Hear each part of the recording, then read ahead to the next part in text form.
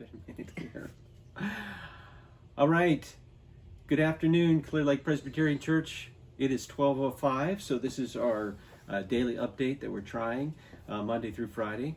And I am here today on our back deck of our house with Kendra Oglesbee, who is the Mental Health Journey Coordinator at Clear Lake Presbyterian Church.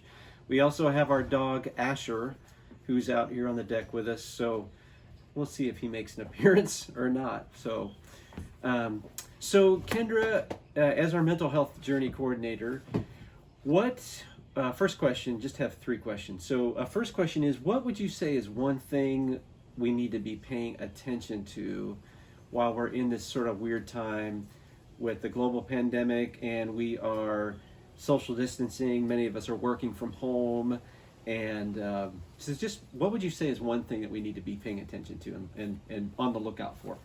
So everyone has their own personal mental health toolbox, and those are the skills that we have that allow us to manage day-to-day stresses. Mm-hmm. So some of those tools in our toolbox are healthy, some of them are not so healthy.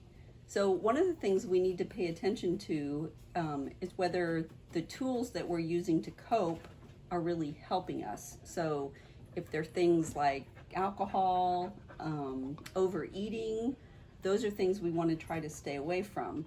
And what we want to practice more of are the healthy coping strategies. So that might be walking or baking or doing different kinds of things. But what I want to really emphasize is trying to make sure that during this time of social distancing, that we're practicing active rather than passive coping strategies. So just sitting in front of the television, watching movies all day, or watching newscasts all day, or sitting and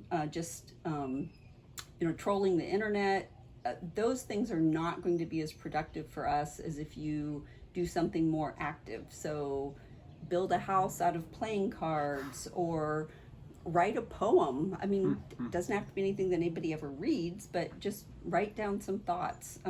Just trying to do more active things rather than passive things, and healthy rather than unhealthy. Okay, so healthy, active tools in the toolbox would be great things, because we're already spending so much time sort of in passive activities, or we're inclined to do that by watching the news, and we're staring at screens a lot anyway. So if we can kind of compensate by using active, healthy tools, that would be a good thing. Exactly. Okay, good. Second question, what really makes taking care of ourselves in general difficult, but especially now? What makes that especially difficult, taking care of ourselves? So taking care of ourselves is really very, very simple, and we all know what those things are. Mm-hmm. We know that it's getting a good night's sleep, eating a well-balanced diet, spending time with friends and loved ones, now whether that's by telephone or electronically, right, or in person, but mm-hmm, making connections with other people.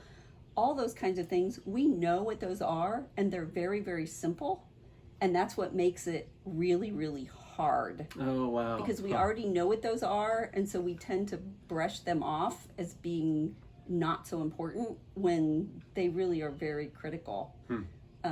So if you look on our website, there's a list from our partners, the Hope and Healing Center, of positive and healthy and simple things that we can do to take care of ourselves. We just have to be mindful of actually doing them and not just thinking that it would be a good idea to do. It'd be a good idea for somebody out there to do that. Yeah, right. So we'd actually practice those things ourselves. So you mentioned resources. So we have some stuff on our website that we can. Do you want to say anything more about what those resources are that we have available? Right. So I'm getting emails from a number of different places offering mental health resources for us during this time. So I mentioned if you go to the CLPC website and the coronavirus updates page.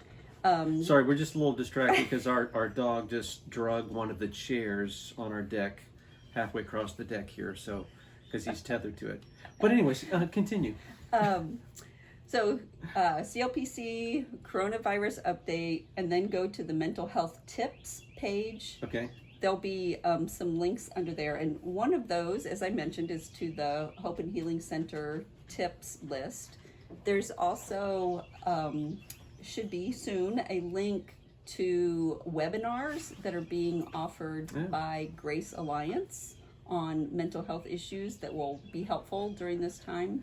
And there's also a link to a mini booklet put out by the Grace Alliance. It's a kind of abbreviated version of their Thrive curriculum that just helps us walk through some of these self-care steps and just gives us a little more framework for how to make that work.